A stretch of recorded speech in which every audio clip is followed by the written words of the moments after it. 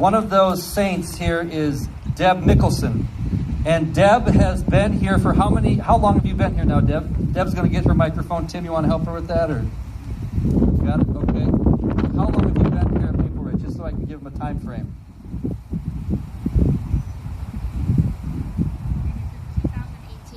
2018 she's October. Been here. Now, I've asked Deb, I've heard Deb's story. I know some of the things God has brought her through. And it really is a testimony to God's goodness in difficult times. All the different things that God's led her through, that her faith in Jesus remains strong, but it has been a hard road sometimes. And so I want you to listen to what Deb has to say. So Deb, take us through what God's been doing in your life. Yes, and I want to thank you for encouraging me to do this. I'm not a public speaker, so I didn't really want to, but it has changed my life to even do this.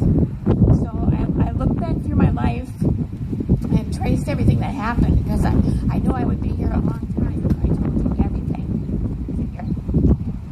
And so I just want to start with, I grew up in a Christian home, very loving Christian parents who love the Lord very much and taught us how to live in Jesus and how to know Him. And it was very, we didn't have a lot of money. We didn't do a lot of stuff. Like, we didn't go to movies. We did go bowling. We did go swimming. We played miniature golf. Those were our special times together. And every couple of years we traveled to California to see my grandparents in either a motorhome or an RV or something. So it was very warm environment and fun to grow up in. In first grade, I started my relationship with Jesus. My pastor's daughter at that time asked me if I had ever asked Jesus into my heart, and I thought, and I hadn't, and I was surprised. So I met with the pastor, and I knew that I was changed that day, that I was different.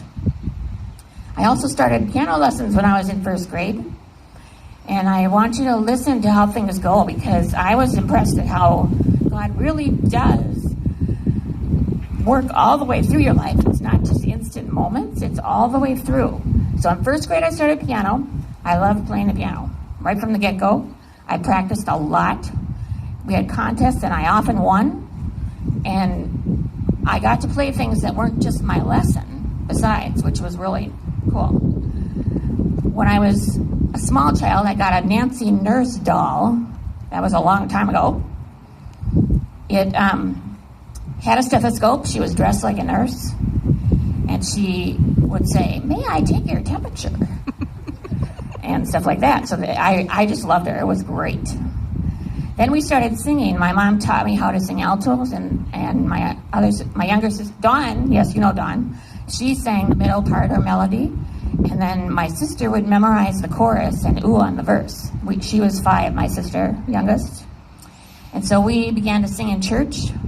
And my mom played for us to start with, and then once I got good enough, I started playing for us. And we actually did concerts with my dad, who played the saxophone extremely well. He still does. And he would speak and play, and we would share our music for services at churches and at nursing homes. And so that was our ministry. And it really created a stronger bond, as well as giving us a chance to share Jesus. In 4th grade, we had to read a lot, so we always went to the library every week. I read 2 books first, both biographies. One was about a woman who has lived most of her life in an iron lung, which is the early days of ventilators. It was not at all like it is now. It was very unpleasant. The second book was about a man who lived in a body cast for 9 months.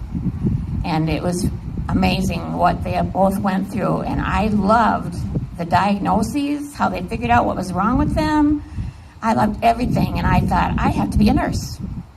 I think I'm going to be a nurse. It wasn't long after that I felt very far away from God. I was very aware of things I had done wrong, and even when I confessed them, I did not feel forgiven. And so we were traveling and ended up at Mount Rushmore, and one morning I just went out with my Bible, and it turned to Psalm 139, and I say it turned because it did. It turned to Psalm 139. that is about how God is with you wherever you are. And he loves you. He knew you were before you were born. He knows what you think. He knows what you're going to say before you say it. He knows all the hairs on your head. And I was close to the mountain. So here I am in the mountain, and he's telling me all these things that were meeting my needs right then. And I felt totally forgiven. It was a new life for me. That was a great day. I met Jim when he was in seminary. That's my husband. He knew the pastor of our church, so came to work at our church.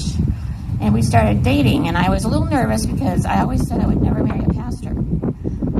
Because every pastor I knew had kids who either went into drugs or turned away from the Lord, had lots of troubles, and I didn't want my children to be like that. I also didn't want to marry a farmer, and he was from a farm. And his family had done farming. I did not like cows and manure. So I was very concerned when I was getting close to him, because I really did like him. He knew the Bible inside out and upside down and backwards. And he was really good at telling people about Jesus. He led a lot of people to the Lord then. And so anyway, it eventually, of course, it turned out that I did marry him. And I became a pastor's wife. And he told me shortly before we were married that he was a rural pastor. He wanted to do small churches in the country. And I was raised in Minneapolis and St. Louis Park. I was a city girl. So I was rather nervous, and I had many conversations with the Lord about that because I didn't know what I was going to do. And the first church he considered was in Michigan, in the middle of the woods.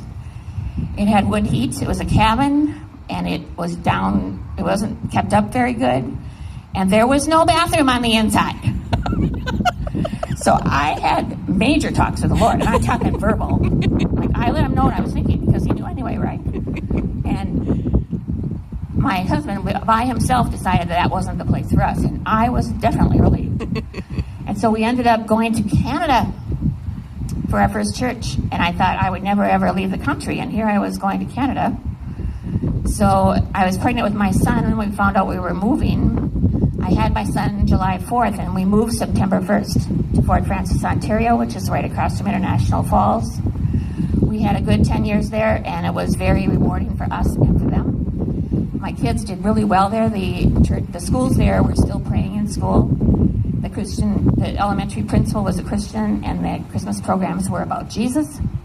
So it was very rewarding for us. But the high schools were very bad. And the kids that went to the church and talked about Christ there at school would get beat up. So we weren't sure we wanted to stay that long. Well, then the Lord led us away after 10 years. And I don't keep distance from people. Like, I make friends. So I was very upset that we had to leave. And he always knew ahead of me that we were going to be leaving. So he would tell me. So then God would help me because we would have discussions and I didn't know what to do. And I did cry when we left, but I was ready to leave at that time. Then we moved to Carlson, Minnesota, which is a town of 100 in the country. Okay? It had a store and a gas station. And it also had the nursing home where I got a job as a nurse. And I did really enjoy that. The kids did well. It was a 5-bedroom Victorian home, a historical home in that town that we lived in, and that was pretty awesome. So God was good in preparing me and having us be places where we could worship. We had good ministry there with the kids and with us. My husband's health declined at that time, and the conference pastor-to-pastor person told him that he really needed to go to a different place or he would die. So we waited and waited, and nothing happened. And finally, the pastor put his name out in Wisconsin. I thought, I'm going to Wisconsin. I don't even know Wisconsin. I'd never been to Wisconsin. I lived in Minnesota all my life. We ended up going to a town of 9,000 people. Much better than a town of 100. The kids were so excited because there was a McDonald's in the same town. And there was a Walmart. So it was much better to us. And we did it. We were treated very well there. The second year, my husband got sick. He almost died of a lung infection. He major surgery. He was off work for 6 months, and they paid him anyway. And and we were well taken care of. Let's see, in 2009, he hurt his foot very bad, and he kept having recurrent infections in it. So I was working full-time that whole time and giving him IV medication and taking care of him because he had to be off his feet all the time. People at church would come over and visit him to keep him company. I was concerned about what would happen if he quit working, because it was looking like that was going to have to happen. But the Lord healed him enough so that he could still preach. And after he retired, he got a job as an interim pastor in Michigan. So he drove 2 hours every Sunday to preach there and come home, and he loved to preach. He was a really good preacher. He was much like Pastor Scott, really good preacher.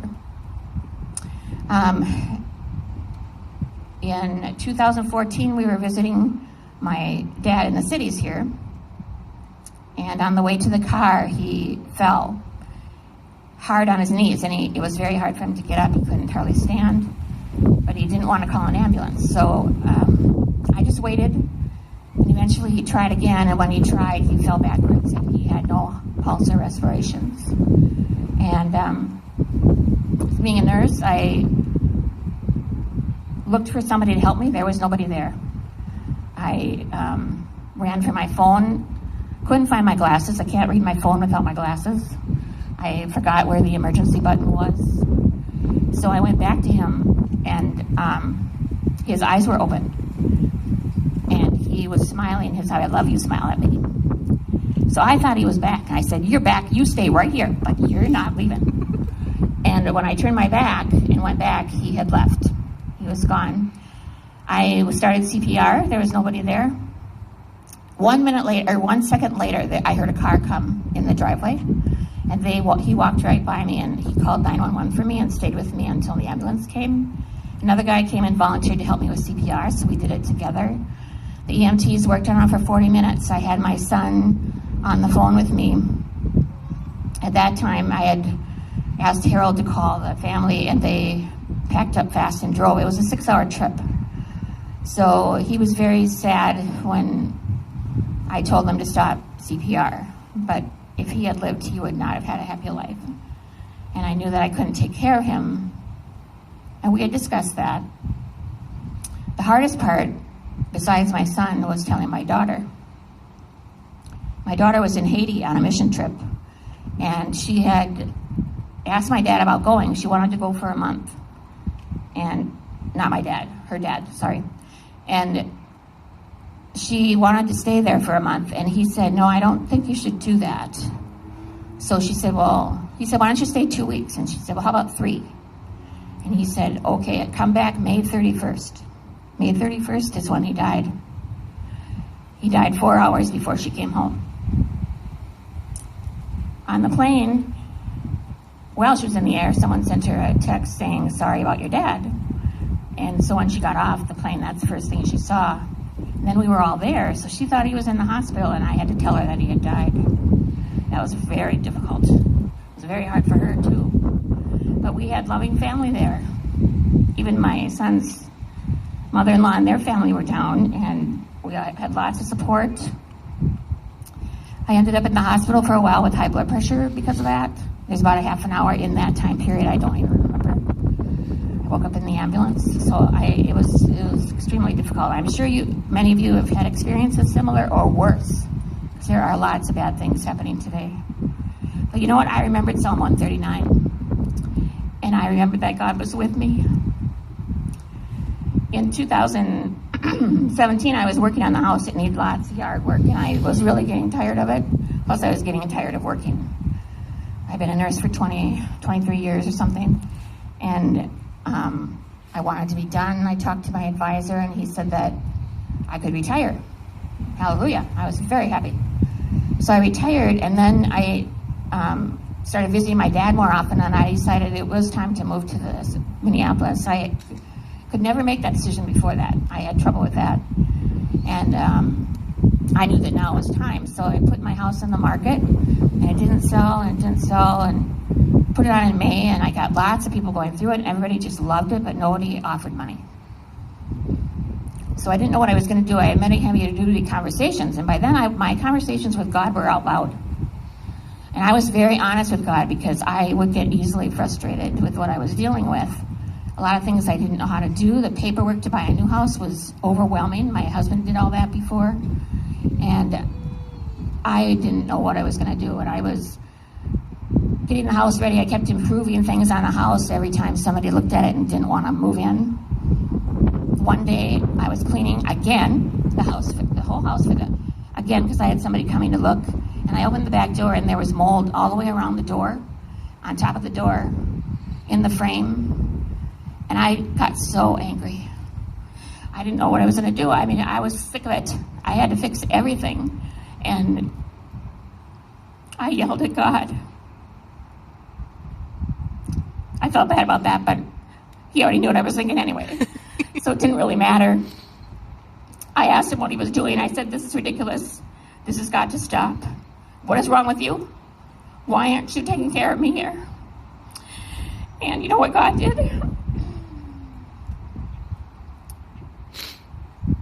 I saw him smile. I was so ticked off.